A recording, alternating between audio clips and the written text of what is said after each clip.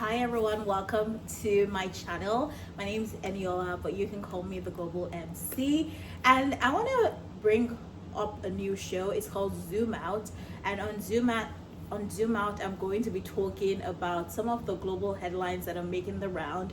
And the idea is to zoom out on the issue so that you can see the full picture and to really break down this global stories that are going on around the world and see how they affect you as an individual, as a person living in Ghana. How does the US striking Iran affect you as a person living in Canada? How does tariffs that the US president was trying to impose, how will those have affected you?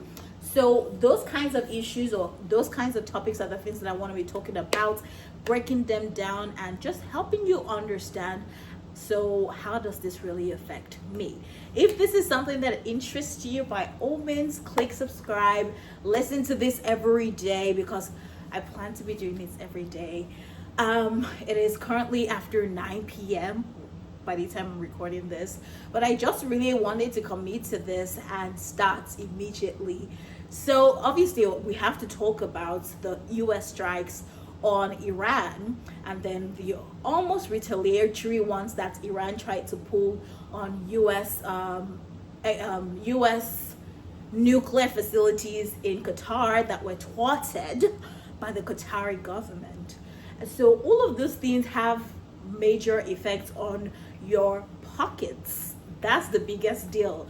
Your pockets. How does news around the world affect your pocket? That's the question.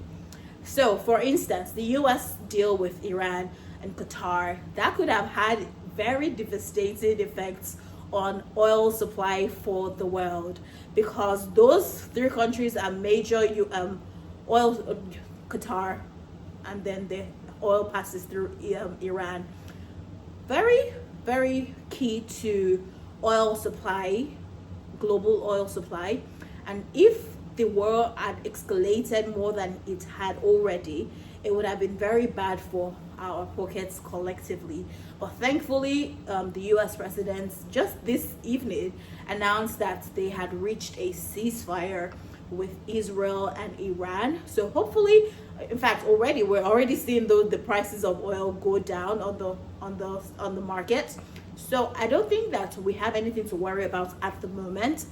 But if the ceasefire does not go as planned, then maybe we might begin to wonder, okay, so what does this mean for my bottom line as a person who's trying to save or as a person who's trying to build something or go on a project? Those kinds of things. Now, the US Federal Reserve Chair Jerome Powell is set to appear before Congress to talk about the Federal Reserve's monetary policy, and a lot of it is really about interest rates. Right now they're hovering between 4.25 and 4.5, but US President Donald Trump wants that rate to go down by almost 2%. Well, that's not going to happen. And so depending on what they discuss at the meetings over this week, that would determine whether or not we're going to be seeing a rate cut.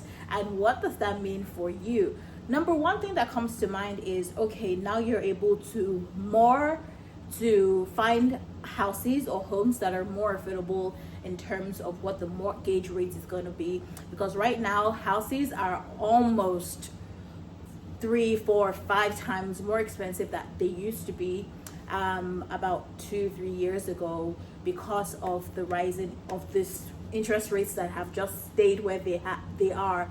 They haven't come down in a minute because inflation is higher. And so the point of the Federal Reserve is to put policy in place that makes sure that ensures that the US economies, the inflation in the US stays below or just at 2%. But right now that number is way above 2%. And so even though the president wants that number, the Fed rates to come down, experts in the field want that number to stay up for at least the same rate till September, when they say that the markets will be more favorable for a cut in the federal rates.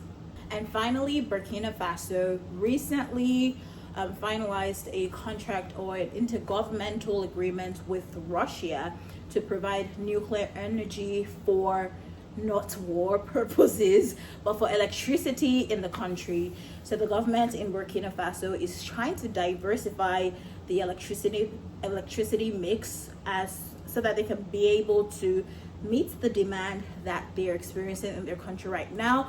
And I mean, Burkina Faso, Niger, and Mali, they recently broke out, or they're trying to break out from ECOWAS. ECOWAS has also appointed a negotiator to make sure that the transition is smooth and the exit is smooth. And Burkina Faso, Niger, Mali, they're forming the Sahel states, and they're trying to, by themselves, strengthen their currencies, strengthen their borders, strengthen their passports, all of those things. And they're kicking out their colonial masters, which is interesting because that means that they can begin to build what they want for themselves. It depends, because there's other factors apart from just wanting.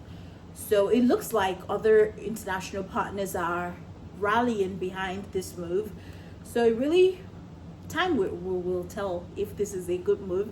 It's kind of like UK Brexit at this moment, to see whether it's going to stand or if everything is just going to come crashing down.